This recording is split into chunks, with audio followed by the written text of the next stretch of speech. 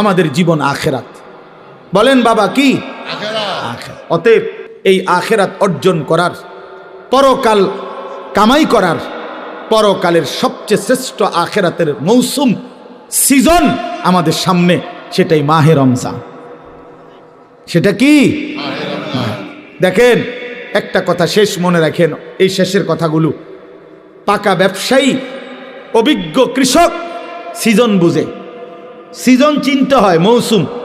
এখন সিজন হইল আমের, যেই কোনো একটা, আপনাকে এখন বললাম আমি যে এখন সিজন হইলো আলুর, আপনি লাগাইছেন লাউ, কথা বুঝছেন না। এখন সিজন হইলো কাপড় চোপড়ের, এবার দোয়ানে আনছে গরু ছাগল। তো মানুষে দেখলে কবে বেড়া কি রে বেড়া, কি কয়দিন পরে কি কোরবানির ঈদ না রোজার ঈদ, তুই এই সিজনটাও বুঝলি না, তোরে দিয়ে নি ব্যবসা হইব। তাহলে ব্যবসায়ী কি চিনতে হয়? সিজন চিনতে হয়, মৌসুম বুঝতে হয়। মৌসুম বুঝেন তো? এখন কোন ফসলের মৌসুম, এখন কোন তরকারির মৌসুম, একটা সিজন কৃষক চিনে। এজন্য তারা বুঝাই ফসল লাগায়, কোন সময় কোন ফসল লাগালে উপকার হবে বা ভালো হবে, এটা বুঝে, সিজন বুঝে।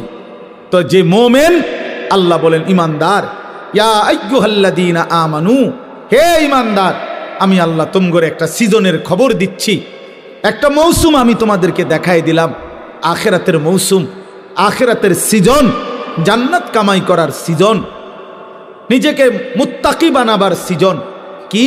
কুতিবা আলাইকুমুস সিয়ামু কামা কুতিবা আলাল্লাযীনা মিন ক্বাবলিকুম লাআল্লাকুম তাত্তাকুন।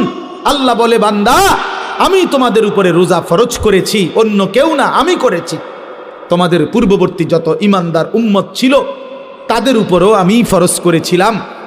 যদি বলি আল্লাহ কেন ফরজ করলেন, আল্লাহ বলেন মোমেন, কারণ এটা আখিরাতের মৌসুম, আখিরাতের সিজন। আর আখিরাতের জন্য ঈমানের সাথে আরেকটা জিনিস লাগে, সেটার নাম হলো তাকওয়া। কোন ব্যক্তি যখন ঈমান এবং তাকওয়া, এই দুই জিনিস, ঈমান বলে পাসপোর্ট, তাকওয়াকে বলে ভিসা, এই ঈমানের পাসপোর্ট, তাকওয়ার ভিসা, এই দুই জিনিস যখন জমা দিবে, তখন সাথে সাথে জান্নাতের ফ্লাইট হয়ে যাবে। আল্লাহ বলেন সেই তাকওয়া আমি রমজান মাসে দেব, লাআল্লাকুম তাত্তাকুন। রমজানে আমি পাসপোর্ট, সাথে পাসপোর্টের মধ্যে ভিসা লাগাবো, ভিসা, ভিসা লাগাবো।